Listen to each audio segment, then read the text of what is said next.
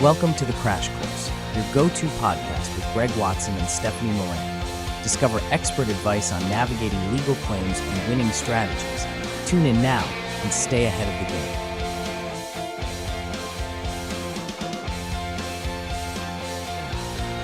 game. Welcome to the Crash Course with Greg Watson and Stephanie Moran. I'm Sam Henniger, and I'm excited to get into this conversation because we're going to be diving into the topic of uninsured motorist coverage. Now, Greg, I know this is a big part of what you do, so would you mind explaining what exactly uninsured motorist coverage is and why it's important for drivers to have this type of coverage? Uninsured motorist coverage, it's actually uninsured and underinsured motorist coverage. It's a coverage that is mandatory in Maryland. Everybody has it if you have an auto insurance policy.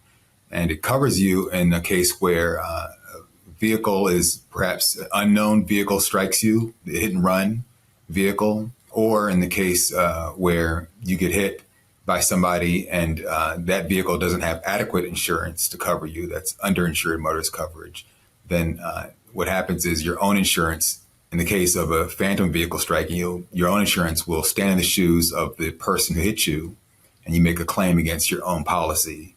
In underinsured motorist coverage, if you get hit and your damages are worth more than the policy for the person that hit you, and in that case, your own insurance, again, comes into play, and you have excess coverage through your underinsured motorist coverage to cover your damages.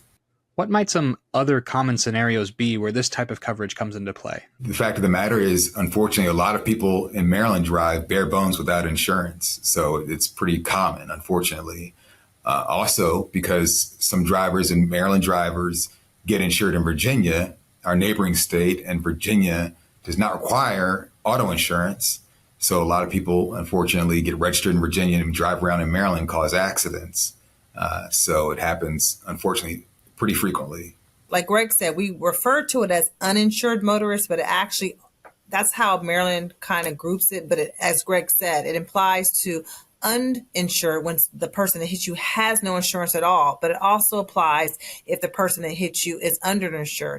And that may be a term that the average person doesn't really understand what we mean. So I'd like to give an example on that. Let's say that someone hits you and they do have insurance. In Maryland, the mandatory minimum insurance is only $30,000. That can actually seem like a lot of money when you're not in an accident. But when you get in an accident, $30,000 of coverage for someone who's been moderately or significantly injured is really not a lot of money. If you find that your medical bills are, $10,000 upward, plus your bodily injury, plus your lost wages, and if someone who has injured you only has $30,000 in coverage and you're looking to get a bodily injury settlement or judgment, you may find that, wait, $30,000 just isn't really enough to make me whole. And a lot of people just get the Maryland minimum. So what you can do and what you should do, in my opinion, is on your own insurance policy, when they, like Greg said, it's mandatory to have underinsured coverage in Maryland, but how much are you going to have? So do you yourself get the Maryland minimum of only $30,000, or do you say, hey, I want to increase this. I want $50,000 of coverage. I want $75,000 of coverage, or I want $100,000 of coverage or more. You can actually get more than that. And I think that getting just the Maryland minimum is not enough in many cases, and that you should go ahead and invest a little bit more. It's not that expensive to get more coverage, because if someone injures you and they don't have enough on their policy, you can take control of your situation by having more on your policy. Because the way it would work is, let's say that you have $100,000 of coverage on your own policy, and the person that hit you only has $30,000. Well, if you collect their $30,000, but you have $100,000 on your policy, that's $70,000 more dollars that you can get through your own policy to make you whole from your injuries. And I think that's an important tool. So you don't have to be the underdog and say, hey, if someone hurts me, you're going to dictate how much coverage I can have to make me whole. You can take control and say, no, I'm going to make sure I'm adequately covered through myself. And conceptually, a lot of people don't understand that your auto insurance is there to protect you. So it's not only for should you cause injuries or damage of vehicle to somebody else, it's also your insurance for yourself. So a lot of people don't get that conceptually. And so by getting the largest uninsured motorist policy, you can. That's protecting you. Unfortunately, some people don't understand that what you usually get is the maximum of the policies that's available. So, as Stephanie was saying, since Maryland, the minimum is only $30,000, you could have serious injuries, paralysis, or even death. And the only thing that you get is the $30,000 if that's all you have on your policy without getting the excess coverage beyond the Maryland minimum. So people should really get the most they can afford in uninsured motorist coverage to protect themselves. What should someone do immediately after an accident when an uninsured or underinsured, as you said, person is on the other end of things? So I would like to see the general public learn when you have been in an accident, on the scene of the accident, that's the first moment you have to do anything. When you're in an accident, you should exchange information with the other driver. You should get a copy of their registration, a copy of their insurance card. I would like to see people, most people have cell phones these days, take a picture of the driver's license if they will let you. Some people may not let you do that, but if you're able to take a picture of the driver's license safely, I would do that.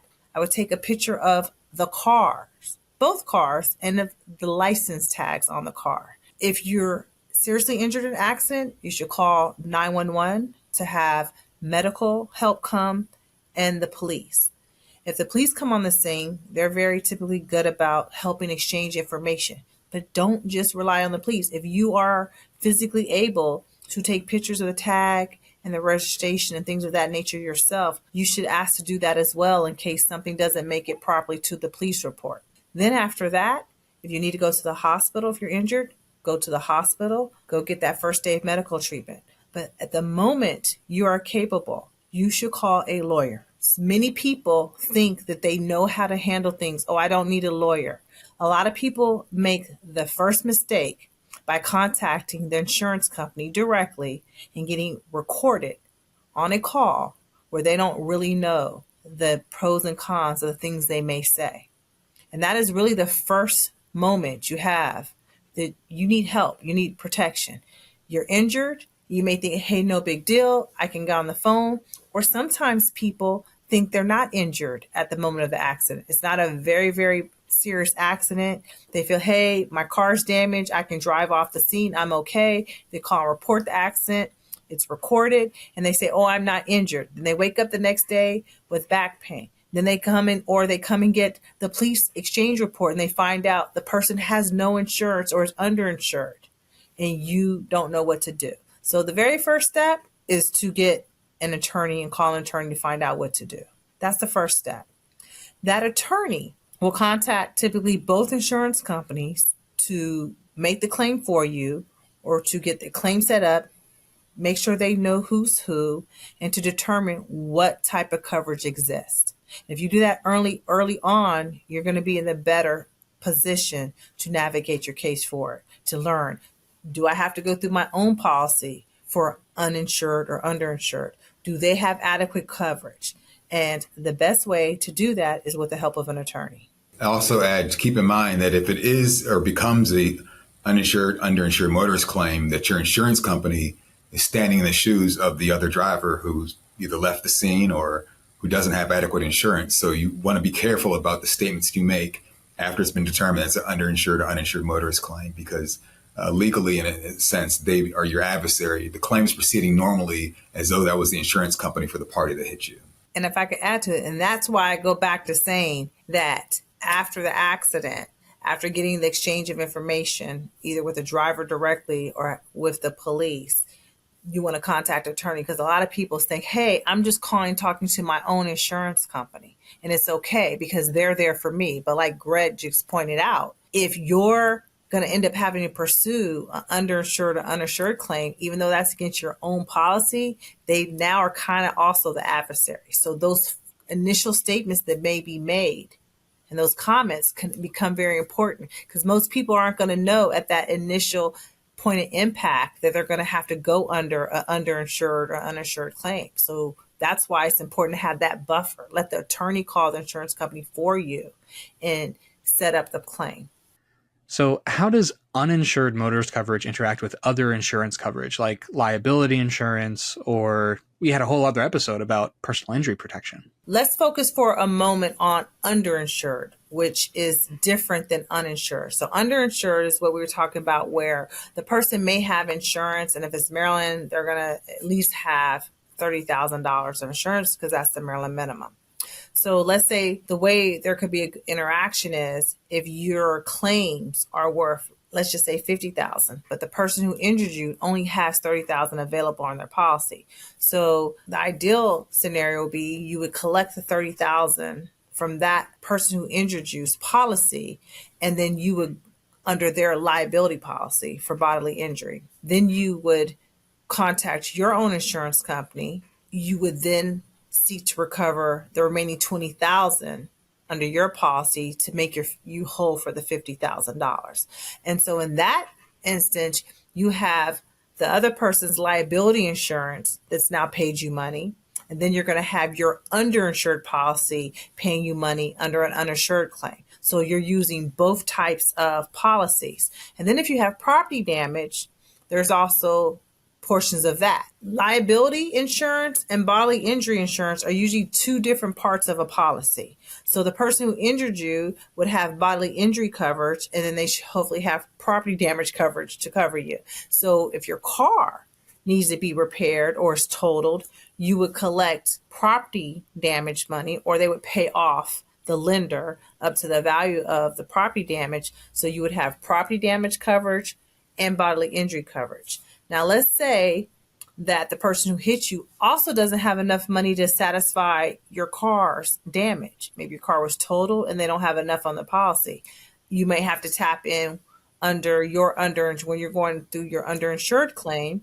That policy may also have to dip in to help cover the property damage. So there can be intersects with that. And as far as the PIP, the personal injury protection, again, that's different. Personal injury protection is like a medical benefit under your own auto insurance that can pay you for lost wages or medical bills. And you can collect PIP and bodily injury and property damage. So those are three different components of a policy. And I'll add on too, as far as the property, one great part about uninsured motorist coverage is that your deductible for property, no matter what it is, goes down to $250 under Maryland law statutorily if it's an uninsured claim with respect to your property. So your deductible might be $500, it could be as much as $2,000. It's going to go down to $250 for the property claim, which is a very good component of the uninsured motorist coverage. What are some proactive measures that drivers can take to make sure that they're adequately covered or protected? I think one of the things that a driver should do to protect themselves is make sure they have adequate coverage. And when you're talking to insurance agents, hopefully in that conversation, part of the discussion is also asking a insured what their value of their own assets are. Because I want people to also, in this instance, consider insurance, auto insurance there to protect you in two instances. If you cause an accident or if you're injured. And if you cause an accident, which is not the key focus of this podcast, but I think it's connected a little bit to what we're talking about. You want to make sure that your policy has enough to cover you should you cause an accident, so that if you have injured someone and they're injured more than your coverage on the policy, that they're not going to try to pursue your personal assets. So one of the things you want to do in evaluating how much coverage you should have is, all right, do I have a home that has, substantial equity in it? Or do I have cars that are expensive? Do I have personal property in my home that has some significant value? And if I accidentally injure someone who in a car and they have significant injuries and they sue me, is my auto insurance coverage going to be enough to make them whole so I don't have to worry about them suing me and then wanting to try to take my assets? So that's a very important component of it. And then obviously also, if someone injures you and they decided that they're only going to spend and invest in their policy the Maryland minimums, but you're significantly injured, you want to make sure you have enough potential money there to cover yourself. So I think the $30,000 in coverage is not enough for most policies. It's the Maryland minimum, But I think most people should have much more than that, no matter what your age is. I agree. You want to get as much as you can possibly afford. So that's, again, as Stephanie was saying, it's protecting yourself and it's protecting others. A lot of times it's not as expensive as you might think. So you want to go through that with your insurance broker or the insurance company and find out and get the largest amount you can possibly afford. Now, when thinking about the person who just after an accident is looking about filing an uninsured motorist claim, what specific legal considerations or nuances would you want our listeners to be aware of? So there's some steps that have to be taken. Again, hopefully that person has contacted an attorney that can help them through the process, because it can seem very easy and then you can make some mistakes unintentionally.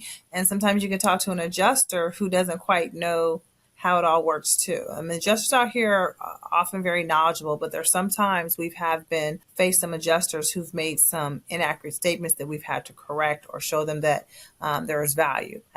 We're working on a case now where unfortunately that person was hit by someone else and the car was totaled, and there were several cars involved in the accident, and the person who caused the accident doesn't have enough coverage to make everybody whole.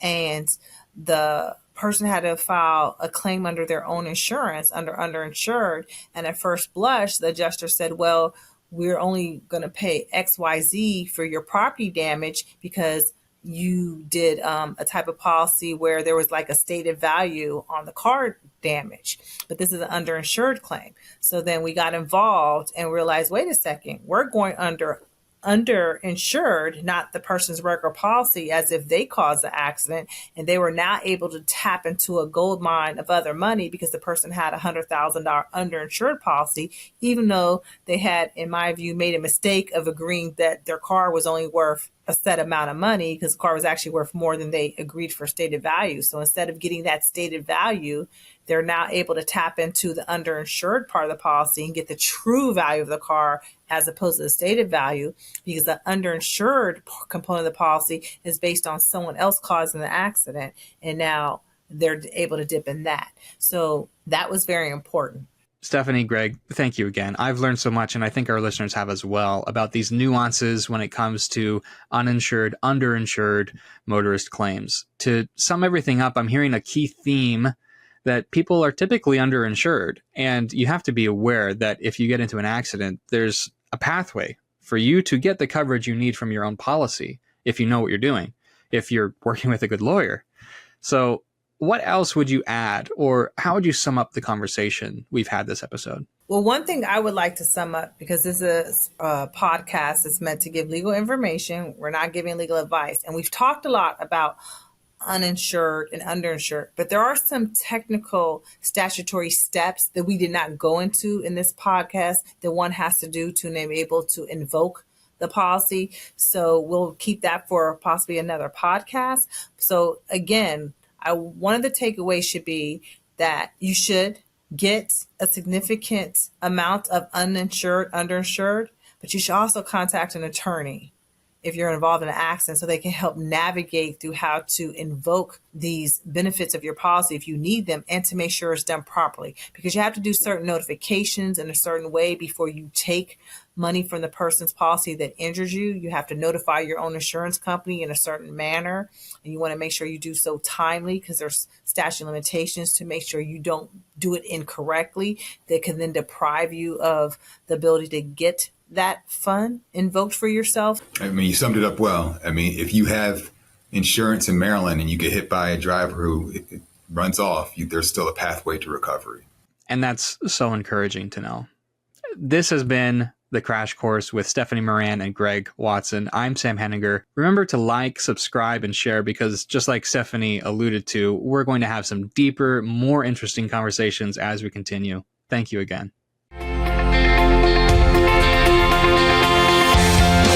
Thanks for watching. Be sure to hit that like and subscribe button and leave us a review in the comments.